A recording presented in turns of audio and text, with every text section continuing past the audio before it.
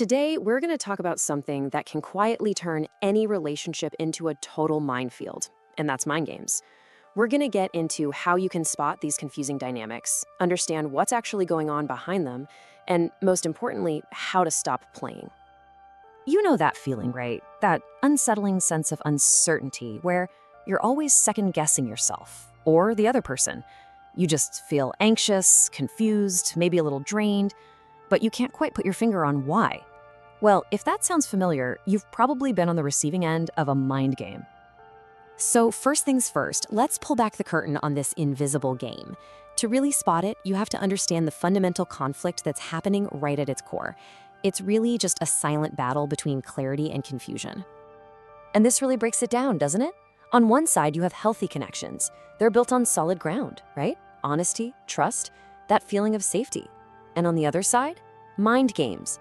That's all shifting sand, control, insecurity, manipulation. The whole point of a mind game is to pull you away from that feeling of safety and right into the chaos. So, what is a mind game really? Well, at its heart, it's just a stand-in for honest, direct communication. When someone's afraid of being honest or vulnerable or just getting rejected, they might use these strategies instead. And remember this, mind games absolutely thrive on confusion. So if you're feeling confused, well, the game is working exactly as intended. Okay, so we get the what. Now for the how. Let's get into the most common tactics, the actual plays from the mind game playbook, because once you can name them, you can start to disarm them. First up is a big one, and it's one of the most damaging: gaslighting. Now, this is more than just a simple disagreement. It's a deliberate strategy to make you question your own reality. It slowly chips away at your self-trust until you're doubting your own memories, your perceptions, even your sanity. And just listen to how it sounds. I bet some of these phrases are familiar. You're overreacting. That never happened. They seem so small, but they're incredibly powerful. What they do is they shift the blame from their actions to your reaction. And just like that, you become the problem. It's a direct attack on how you see the world. Next up, we've got a real classic, mixed signals. You know the drill. One day, they're super warm, really engaged, and the next, cold, distant. This isn't just them being indecisive, it's a tactic. That unpredictability is designed to keep you on edge, always trying to win back their affection.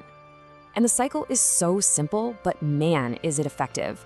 First, they create closeness. You feel great.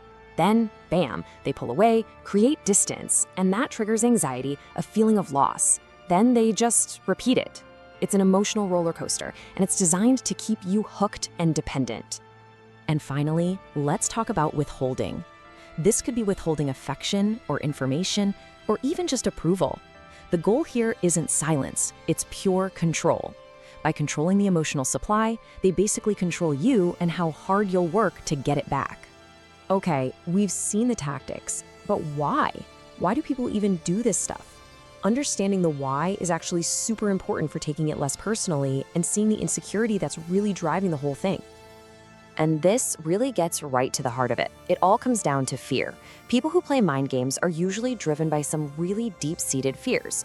For them, being honest feels risky. Being vulnerable feels totally unsafe. And the idea of being directly rejected, unbearable.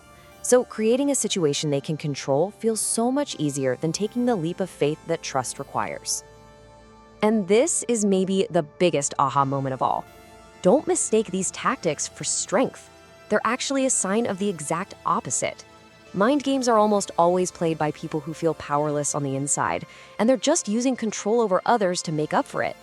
But, and this is so important, understanding why they do it, that explains the behavior.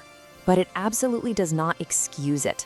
Having empathy for their insecurity should never be a free pass for them to manipulate you. All right, so we've seen the game, we get the motivation. Now for the best part. How do you stop playing? Let's walk through your exit strategy. The only way to win is to just stop playing. Simple idea, but not always easy to do. Here's how. Step 1, demand clarity. Ask direct questions. See, mind games need ambiguity to survive. They fall apart when you're direct. Step 2, stay neutral. Your emotional reaction is the fuel for their game. If you respond with calm observation, you starve it of power. And finally, step 3, refuse to participate. That means setting firm boundaries, ending confusing conversations, and yeah, sometimes creating physical or emotional distance. And this right here, this is the ultimate game changer. You have to stop playing detective trying to figure out what they really mean. Instead, turn your focus inward. Ask yourself, how does this make me feel? Anxious? Unsafe? Confused? Trust that feeling. It's the most reliable compass you've got. So as we wrap this up, the real question isn't just about spotting their games. It's about recognizing which ones you've been participating in without even realizing it. What confusion are you ready to trade in for clarity?